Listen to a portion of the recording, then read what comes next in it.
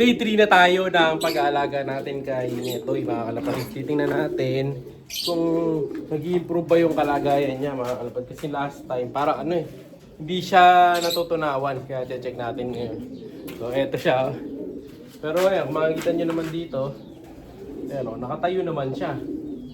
Nakakatayo naman. Saka ano, nilagyan ko na siya ng tubig dito. Siya si Idol Madla, nakakahanga, may mga hawak, gandang linyada. Ika'y inspirasyon kung bakit hanggang ngayon ako'y palaging kumakarera.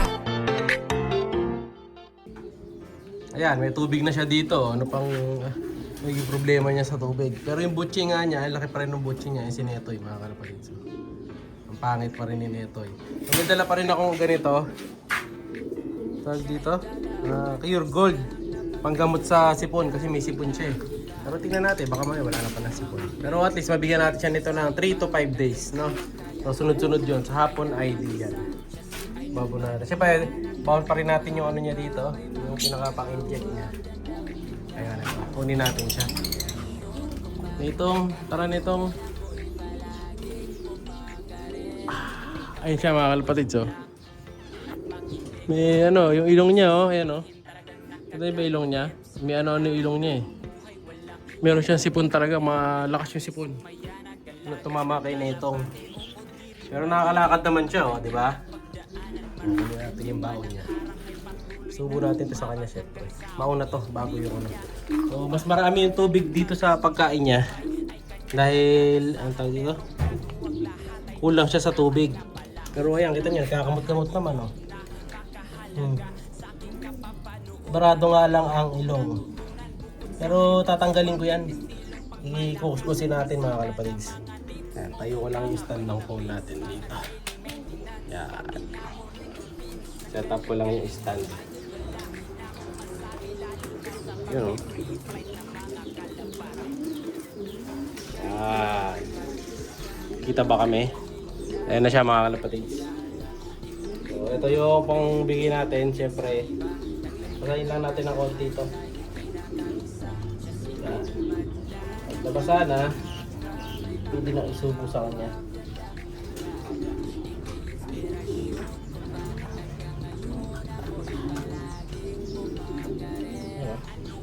So, ano yung sipon niya eh.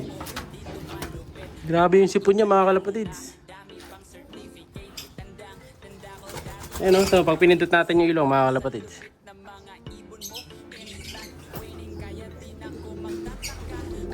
Oh.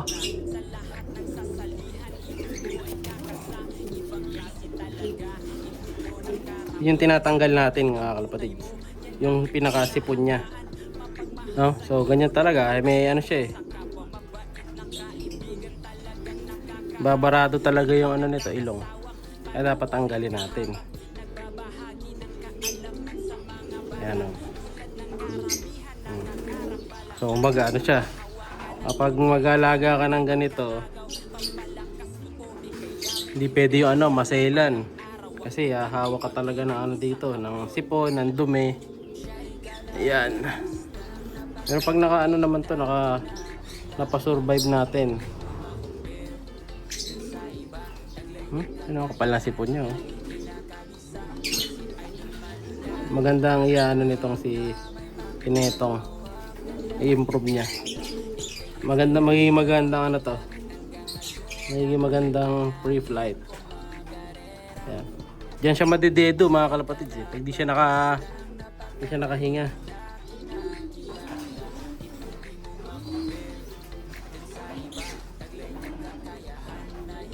Linisin lang natin maigi yung ano niya.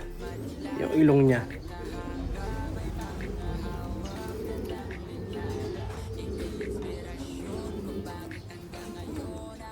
Siyempre yung ginamit natin basahan, kailangan tapon na natin yun. Ayan o. Kailangan sa susunod na araw ganito na ilong niya. Kailangan hindi na barado. Tapos gagamitan na natin siya ng mahiwagang syringe. So bigyan natin sa kanya ano lang, 70 ml. So ang pangit ang dumi niya mga kalapatid. Pero ina-ideal ko pa rin naman ito umaga hapon. Subukan na natin.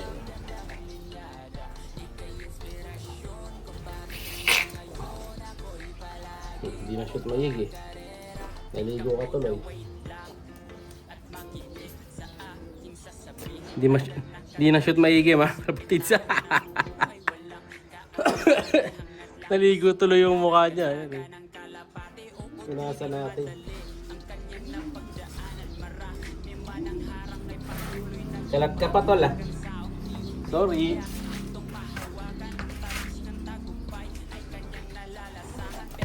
Yan, ito may mga, kaya may basahan tayong ganito.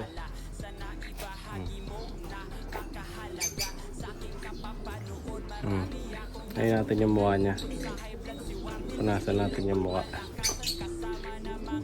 Ano sa tingin nyo? Gagaling ba to o hindi gagaling? No? Sa iba to mga kalapatids, matik na to, ikakal na. Diretso na sa ilog. Ayun, syempre tayo, mabait tayo sa ibon. Oh. Tingin ko, magiging maganda siyang pre-flight. Mukhang mabait yung ibon, lumalaban. Kaya, susubukan nating pagalingin siya.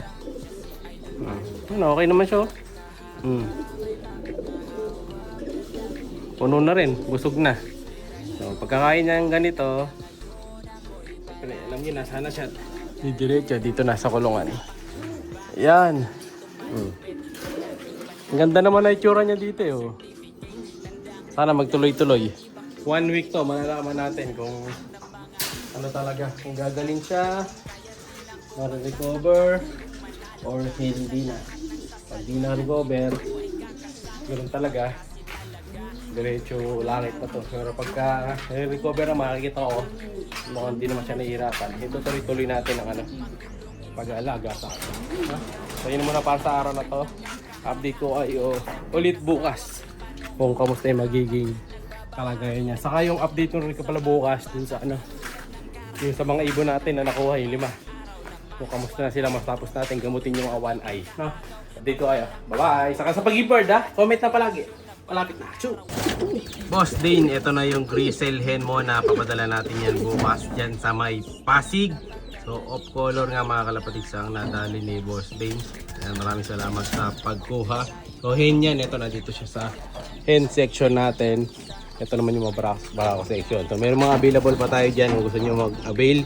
PM lang kayo, ayan. Young birds, may mga young birds din. Pero ina-avail ni Boss Dane na yun. Dadalhin daw niya sa Bicol. With free gift bird pa. Pagintay nyo, PM na. Siya'y kalapatistang napakagaling na kinakilala.